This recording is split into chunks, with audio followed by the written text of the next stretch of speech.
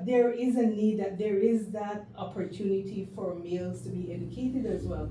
And could you imagine if we are focusing on educating females to come out of those roles and reach their full potential, and then we are here encouraging males to grow and be that good father and be that good role model. Imagine what society will be like. Yes. La ilaha illallah Muhammadur Rasulullah. La ilaha. Assalamu alaikum wa rahmatullahi wa barakatuh. Welcome to another episode of Voice of Islam. May the peace and blessings of Allah be upon you all. It is good to meet you, Ms. Isabel, or Senator Isabel Bennett. How are you doing today? I am doing good. I'm doing great, honestly. That's great. It was a long day, but I had an exciting day. I heard about it, it was wonderful to hear. And the fact that we're talking about women empowerment today, and you also said to me that they were the first female contractor general. So even you saw a woman empowerment today as well. Yes. So it's a wonderful thing, and just so the audience could know that who is this distinguished guest of ours, I would like to just say your introduction. Sure. So I know that you have a bachelor's in nurse administration, your master's in nursing education from the University of West Indies. Yeah. Some career highlights is that you were a health educator at the Ministry of Health. Yes. Nursing educator at UB over a decade as well. You're a founding member of the University of Belize Diabetes Conference and Ethics Conference. Yes. And then, not only that, but you're an entrepreneur as well. Yes. You founded like 3 businesses: Nursing Services and Essentials, Tread Softly, and Seeds of Blessing. Yeah. Wow! And you are also you were appointed the senator in 2019, and you focus on health, education, climate, and community issues. Yes. You're also happily married to Lieutenant Andrew Moody, mother of 3. Yeah. And your personal mantra is service is service is life. Yeah. So that's a mouthful just now. So sometimes you hear that, it's like, you really did all that? And you want to do more? Yes. Yes. Wow. And it's wonderful to see, that this is something that drives you. And I wanted to ask, what motivates you to get up every day and want to do more? Basically, that same philosophy that I have to serve others. I found it to be one of the most satisfying feeling that I have and have gotten. There isn't any monetary value that you can place on it when you can literally see for yourself that you are able to help a human being develop to their utmost potential. Yes. When you can see a student nurse coming in green, just having that passion to be a nurse, yes. And then you see them transform through education. Over a 1-year period, over a 2-year period, and then they just trailblaze into the profession. That is satisfying. And that's a wonderful thing to want to be amongst those who help others to serve mankind. And this is something that even our community loves to do as well. Our mantra is love for all and hatred for none. And this is why we also have this NGO called Humanity First. Okay. So what we do is we go out and we help as best as we can. We go to different countries and all of these things. Within Africa, we have a number of hospitals and stuff. We're supposed to even bring doctors here as well. So the fact that you are motivated, and like I said, I see that you're very much into the Bible, and you're a very strong Christian as well. And so it shows that you have that love for God's creation. And within our faith, it also says this, that you cannot be you cannot expect God to be merciful to you if you're not merciful to His creation. Yeah. So it's very much important that you shine that light and be that light for people and be that example. So I'm very happy to see that your faith drives you as well to do these sort of acts for His creation. He said, to whom much is given, much is expected. And Yes. each of us has been given a lot. Yes, so, definitely. we should be sharing. And the fact is that I also like the fact that you're married and you have 3 children and you also make time for your family. Yes. So because people sometimes see like, oh, I have a family, so I can't do these things. But I'm glad that you also embody that as a woman I can be a wife, I can be a mother, but I also can serve my community. Yeah. Yes. Yes. And so that's a wonderful thing to be an example for, and within like this show, I wanted to also ask you like how do you believe that as a woman of Belize, how do you think that women are viewed here? To say that I can speak to that question from a scientific perspective, I don't have all the data. I haven't read all the reports. But I do know that generally women in Belize are viewed as the home protector, in the sense, or home caregiver, or homemaker. Yes. The domestic, and I don't like that word, but yes. the domestic person in a relationship. And so we are expected to nurture, we are expected to cook the food, we are expected to clean, we're expected to take care of the children, we're expected to take care of the elderly at home. And whilst I would say there is absolutely nothing wrong with that kind of perception, except if it's to say I'm just limited to those roles. Yes. Because as a human being, I just said, much is given to each of us. We are given gifts, we're given talents. We always will have a passion to do certain things in life. Yes. Anything that is impressing on our hearts to change a situation that is negative into positive is something that is inert in us to be able to impact change in human beings.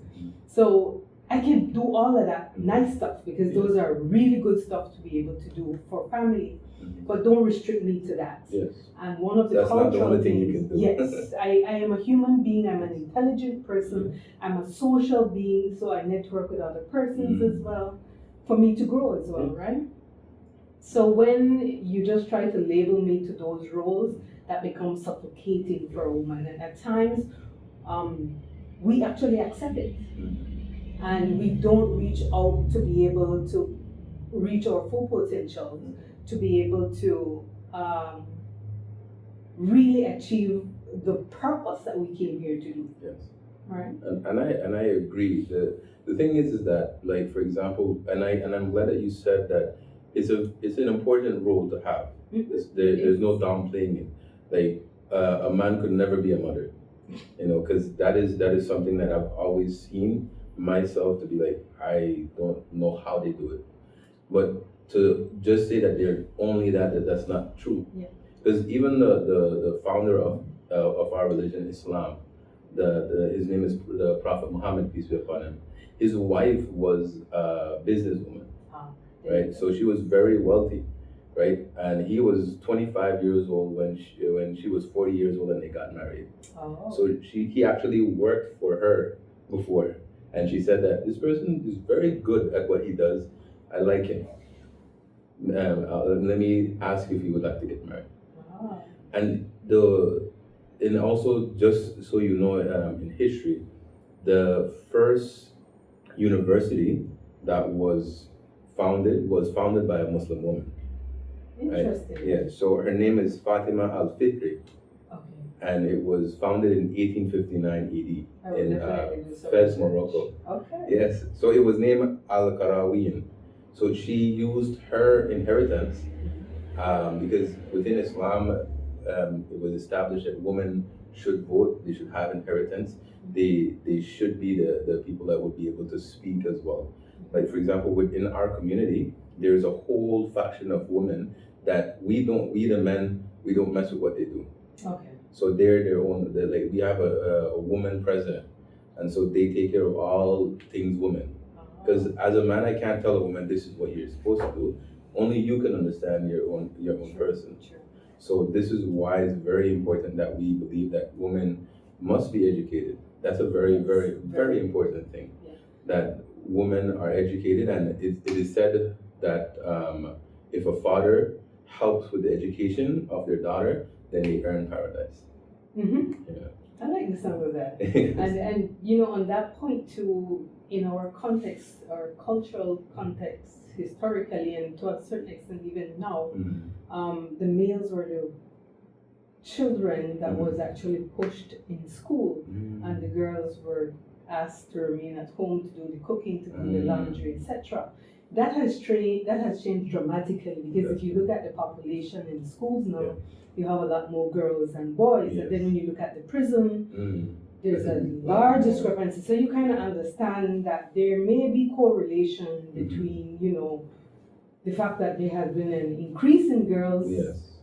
the number of girls in school, Mhm. and then you look at the prison and you see this wide discrepancy Yes. of more males than Yeah. female. But it still continues, Mhm. that practice, but it's not to my mind, not to that detrimental point that we used to have it. But if there's one girl that is kept back from school, that is still one woman not empowered. Yes, and I agree. Right? And I agree that's wrong. Yeah. That's definitely wrong to not be able to give them that empowerment. And so you said that, like within Belize, women are viewed as the people that should be staying at home and domesticated. How do you feel that this affects young women? Well, we don't have a Belizean inventor. Mm. We don't have a Belizean astronaut. Mm. We don't have a Belizean prime minister, which as a woman. Yeah. So again, just to identify those two areas of career path, if our females are encouraged, to reach the highest level of education, whether in business, whether in health, whether in agriculture, Yes. we will see that our females will be rising up to the level in par with males that have most of the time been the leaders in governance, in health, in terms of doctors, in pharmacy, more male pharmacists than females, and that is changing. Yeah. So over time, we can definitely see that will change. Inshallah, God willing, I do hope that does change, and especially the fact that I do not want it to seem as if though, like, for example, we are downplaying the mothers, but I do like the fact again that you are a woman that has a family, but you also can show that we can do it all. The balance. Yes, there is a balance, and I have found it. So, we keep trying. Every day it's about juggling. Yeah. Because even as a parliamentarian, we are given training in how to have balance in life and work. Yes. Some professions don't offer that kind of training, but I'm grateful that is done for parliamentarians. And we are grateful that you have that position, and then you can also, fight for what you know and what you feel is right, or what you've seen and experienced to see that this is right, and a woman should be able to voice their opinion. Have her place. Yes. In any career path. Yeah, definitely. But I will also say though that it takes a balance with your partner. You have to have a partner that is supportive, that is understanding, and that can only happen when there is true and honest communication. Yes. I hope the young men are listening about that. So with that, we will go into the street talk session, in which we spoke to our fellow Belizeans, and we asked them certain questions, same questions basically, and they gave their opinion on it. Nice. لا إله إلا الله محمد رسول الله. Assalamu alaikum wa rahmatullahi wa barakatuh. I'm standing here with Walaikum salam. Aisha Leah. Kieran Gabriel. Trisha Jones. Denzel Wade. How do you feel that women are viewed within Belize? Belizeans, especially the males, they revere their women. I see our women as like empresses, as queens. So, yeah. So then the thing is that you showed that respect to women, or you as a man try to show your respect to women, but like the overall view, right? Like I know that that's your personal view, but what do you see, like for example, as a man, how you say other man view women in Belize? Primarily as just objects, really. Women here in Belize are viewed as subservients, honestly. From my vantage point, I find that women are expected to be independent, resilient. They're supposed to take up multiple leadership roles. Again, households, workplace, communities, and that's a pressure that is an unfair burden on women, I feel. And how you think that this affect the young women in Belize? Um, Positives and negatives, of course. That self-reliance I've seen resulted in higher rates of female graduates over male graduates, and I find that statistic to be consistently growing. So so positive and so important. But at the same time, that pressure again could lead to it could lead to burnout, mental health issues, and if the young women feel like they can't have it all, they can't provide and they can't have the family, then that again leads to the erosion of families. From the positive, you have these are models to ascribe for women. So women would strive to make sure that they're doing their best and being able to reach that plateau. And on the negative side, it also creates challenges amongst themselves where you have women, generally speaking, putting their own or moving the goalposts amongst themselves to kind of measure whose struggle is more than the other. So from that perspective, it creates competition amongst themselves and having unhealthy relationships, not only amongst the men but even amongst the women. I think it affects their identity as well too. Primarily, if they're not exposed to the right influences growing up when their brain and their identity is developing within their teenage years. As they get older, it might take a while before they could really hone themselves into who they truly want to be. Yeah, and we kind of like messes with their own self identity and value of their own selves as well, right? Especially their value. You see, we need to change one culture because it starts at the home. So, like, what are the challenges are we facing to like change that perspective? I think that it's very true that a lot of women are burdened with that great amount of responsibility of being basically the man and woman in certain situations. So like, what challenges are we facing to change this perspective? Music, I would definitely say it would be one of the biggest challenges, primarily because the music that young people listen to are music that, just suits their mood. Yeah, objectify women and Yeah, and most of the time, mood music is like for young children. Mood music isn't reflective music, isn't music that would be therapeutic to you because young people are mainly just living in the moment, trying to make the best of the moment. I think our power struggle because of economics, because we generally see that, okay, we have the traditional household and now we have the modern household, and the clashes of the two ideals is what is creating all of these challenges.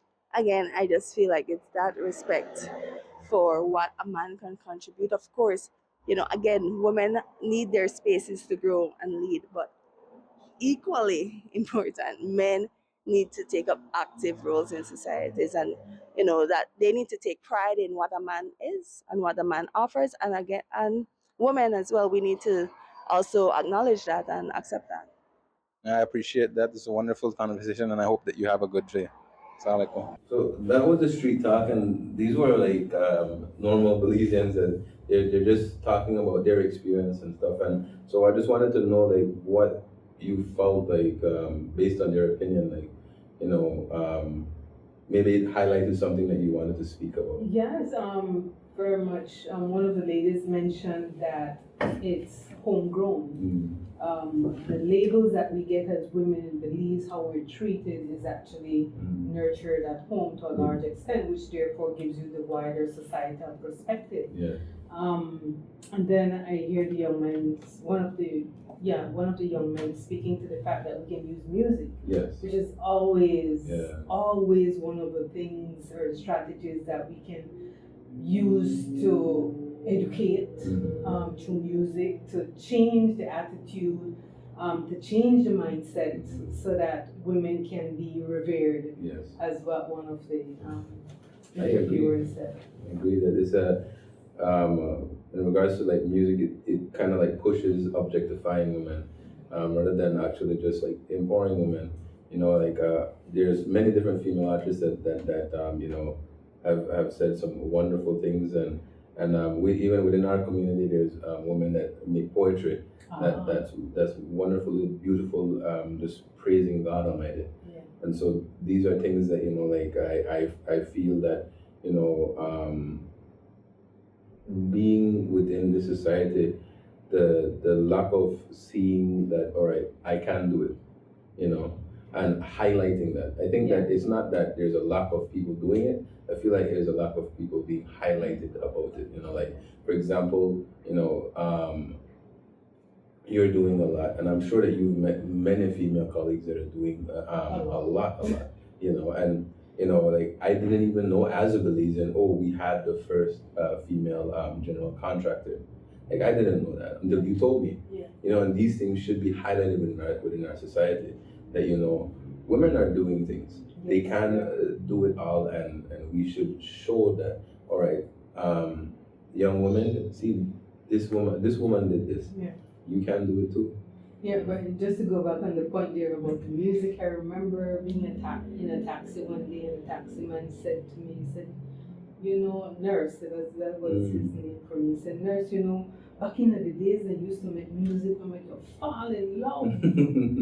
It's about now, they make music to make you chop up each other. Yes. So, you know, again, the use of music, how it can influence and stuff. So, but then again, maybe the Miss Otters would be your next interviewee. Hopefully we can get It would her. be fascinating to have her here to, you know, for her to share her journey with you as well. Definitely. To highlight women who are making impactful changes. Yeah. And it's not just at our level in terms of parliament. They are women leaders in villages that are making impactful changes. When I think about the healthcare system, and I think about our women and some men to a certain extent that go to the different homes in the villages. There's a name for them, it's escaping me right now. They are the ones going to teach breastfeeding. They're the ones going to teach on chronic diseases like diabetes, hypertension. They are the ones teaching young mothers how to care for the newborn babies. So, you know, they may not be in a governance position, and I won't put governance here and they're here. We are all a part of that same level field, except that each of us have different paths that we're taking and different roles that we're taking, which collectively makes the Belizean society. And that's definitely true. Like, for example, within our faith, within our holy book, the Holy Quran, it says that women and men are not like separate. Basically, they're equal, and within the eyes of God, the only thing that separates us is our righteousness, is our love for mankind and the love for our Creator. So that's the only level of the of difference that we have.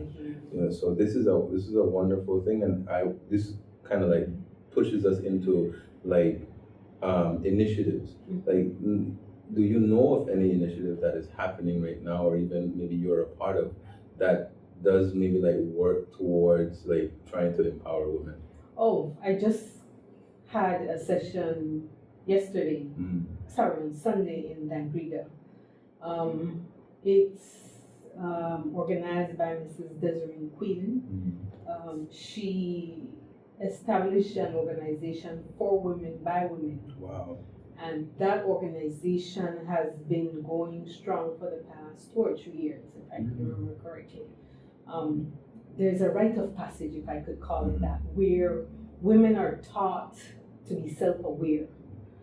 They're taught to be comfortable with themselves and in themselves, because of ourselves, we are perfect, even with our imperfection. Yes. And a lot of women have issues with self-esteem, self-confidence, for whatever reason. But that program helps women to be able to accept whatever deficit, whatever shortcoming they themselves has identified, and then help them to be able to reach the next level. Well, it didn't stop there, because the organizers, Mrs. Quillen and her daughter Alexis, they went on to actually do a men's conference, the first one that I'm aware of in the district of Stank Creek. And it was very, very enlightening, because we had a group of men, more than 40 men, in a room, being educated about career paths, about prostate, about military life. There was a wide, but the females were not allowed to be in the same space, in that same space, right? So I can't tell you really and truly all the topics. But what for me was very delightful was the fact that you were getting feedback from these men that are, wow, I didn't know that. Okay. I mean, and that tells you that there is a need, that there is that opportunity for males to be educated as well. And could you imagine if we are focusing on educating females to come out of those roles and reach their full potential, and then we are here encouraging males to grow and be that good father and be that good role model. Imagine what society would be like. Yes, that's true. And it's not just depending on self. I will say this as a Christian, and you will be able to make your own position there, that collectively as males and females in a family with children, if you're grounded in a value system or in a philosophical belief that there's something greater than you, a creator greater than you, and you depend on that creator, you humble yourself in your relationship, in your interaction, then imagine what society will be like. It's very, and I completely agree with that. As a Muslim, we truly believe in all the other faiths as well, that they came from one God. So what you're saying definitely speaks to what I believe as well. Like, if every single family has the foundation of God Almighty behind it, then there's nothing that can stop that family. You will have challenges, you will have trials, but definitely. You know that you'll get over each of those. Because that trial is a means and a way for you to gain that blessing of God. Like, for example, like as a man within my household, you said that your husband like supports you. That's the same thing that I must do for my partner as well. Being that person that can help them not only mentally but physically and also spiritually. Having them understand that, like, for example, and I've said this multiple times to people, that my responsibility as a husband or as a person within our household is that I provide. Like, you're working, no problem, but I'm the one responsible for the bills. I'm the one responsible for getting the hospital bills paid, whatever is needs to be being paid. But you have your inheritance. You have whatever you want to do with that money, you can do with it, right? Yes. And so this is something in which, okay, the wife can even further understand what she can do with herself. Like, if she wants to do a business, and this is what people don't understand, that in Islam, okay, you can go and do a business. Please do. The founder of our community, his wife was a businesswoman, a very prominent businesswoman, right? He was the poor man and she was the rich businesswoman, right? And so, our faith actually has a lot of reverence for women. It says that paradise lies under the feet of the mother. Right? That's deep. Yeah, and what this shows is that we must show that love for the mothers of society. And also it says that the founder of our community, the founder of our faith, he says that a companion asked him, "Who am I supposed to respect?" He said, "Your mother." And who next? Your mother. Then who next? Your mother. And after that, who else? Your father. Oh. Yeah. So women are viewed very high within our faith. And this is why we have like a whole other, like, how would I say, like a system within our community in which we call it the Lajna Association. Lajna meaning the Women's Association. So they take care of every single thing. Like for example, on October 12th, they're having a tea party and it's women's only. And they're the ones that organize it, they're the ones that are doing everything. They speak on their own because I as a man cannot speak for their community. I have no idea what it means to be a woman. Yeah. A woman. So why should I say, oh, I am supposed to speak upon whatever issues you have? You know, and I'm very glad that you had a space that the men and the women could voice their concerns and also learn about themselves. Yeah. Safe space. Yes. Safe space. No judgment. Yes. No space. And this is what we also push forward, that a man and a woman have a role within society. And once they know that role and they play that role, then society will move just like how the wheel on a carriage moves. Mm-hmm. It won't break apart. And maybe sometimes the roles are not clear. And that is true. Maybe we don't teach our children That the is true. roles. And then sometimes the roles are taught to say pink is for girls and blue is for boys. So there isn't something very clear on what those roles should be, but should be Bible teaching, etc. You can see where there should be a balance. Yes, which is what definitely. you were speaking to. Definitely, there is a balance that must be made and understood. Like for example, the woman is supposed to do all of the chores in the home. No, who said this? Right, the founder of our faith, he used to sew his own clothes. He used to help in the home. He used to even present even gifts to his wives. I liked the interview that Prime Minister and Dr. John Bersenio said the other day at the PUP's 74th birthday party. He said when he arrives at home, his wife, Rosanna, tells him it's his turn to do the dishes. That was funny. That was hilarious. I was like, okay, PM, I'm sure you don't do dishes. But I'm thinking there is a balance there because they're both very prominent people. And, you have to be able to communicate. You have to be able to play your roles at home as well as outside. Yes. And that is true. For example, if you have too many things to do, and then you have to come home and your partner just say, you see, and I also cook. Okay. so this is a balance. Yeah, it has to be a balance. And then just like how your at home life will work out, and you will be able to do other things to also, how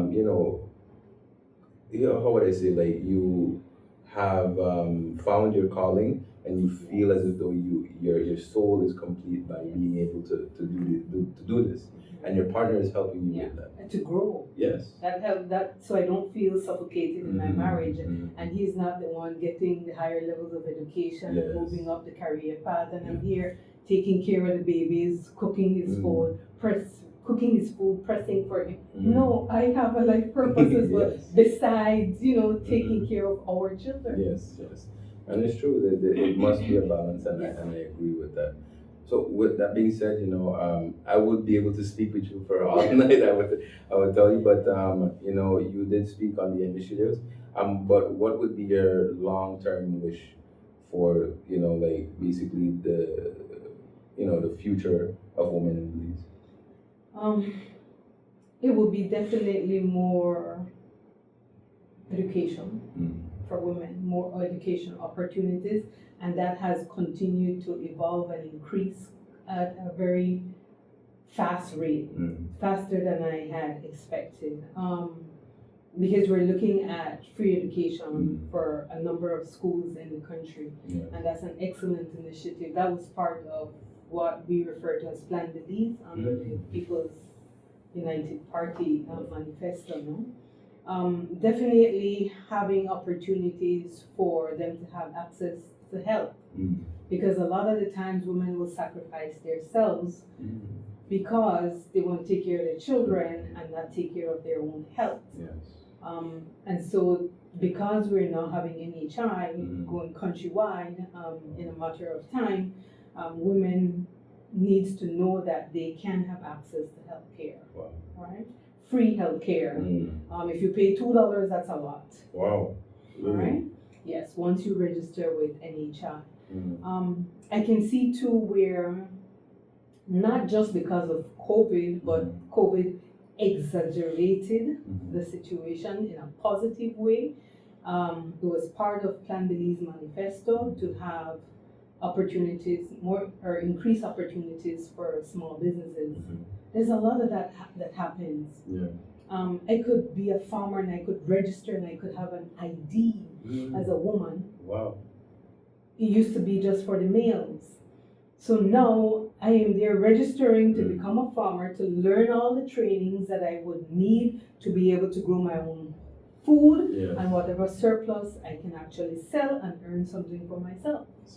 So there's a lot of what we refer to as the micro, small, and medium term job opportunities that are there for females that we didn't have before long, which is very much needed now, and actually establishing and formalizing the ones that existed before, teaching women how to register their business, their company name, and that's empowerment. You know? Actually having a business account at a credit union or at the bank, and actually going as far as teaching them how to do their business card, how to do marketing online and all of that. I mean, it's fascinating.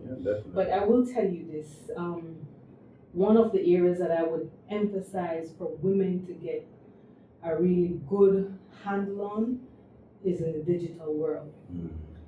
The digital advancement, the digital era has gone by so fast. The advancement that is happening in other countries, we're nowhere near where it's supposed to be. We have passed laws in the National Assembly that has afforded a lot of digital transaction, 17 laws to be exact, that is enabling the digital environment. This that you're doing here is something that is fascinating, that women can actually start to adopt and help to put the women's agenda and help to put other women that are doing great things in villages, in towns, right there so the country can see. And you can then network as a woman on how you can move an agenda forward. So there's a lot happening and it's fascinating, and I am happy that I am at this juncture working in the Senate. It's a historic time for Belize, again, just to close, because for the first time the Senate is doing work on certain issues since 1967 when the Senate was established. So I'm extremely grateful for the opportunity that I've been given to be able to do this part of the work at this juncture. When that foundation has been laid, then the other persons coming in now will have to put another foundation. But at this juncture right now, being in the present moment, it's an honor and a privilege. And it's an honor and a privilege for us to be able to host you as well, and in this historical Belizean time. So with that being said, I want to thank everyone and thank our distinguished guest, Senator Bennett, for giving us her time. I'm very glad for the conversation, and I'm glad that I learned so many things from you, and I hope that you learned a bit from us. I sure did. I will be going to do some more research. All right, thank you so much. Assalamu alaikum wa rahmatullahi wa barakatuh. May the peace and blessings of Allah be upon you all. This was another episode of Voice of Truth. La ilaha illallah Muhammadur Rasulullah. La ilaha illallah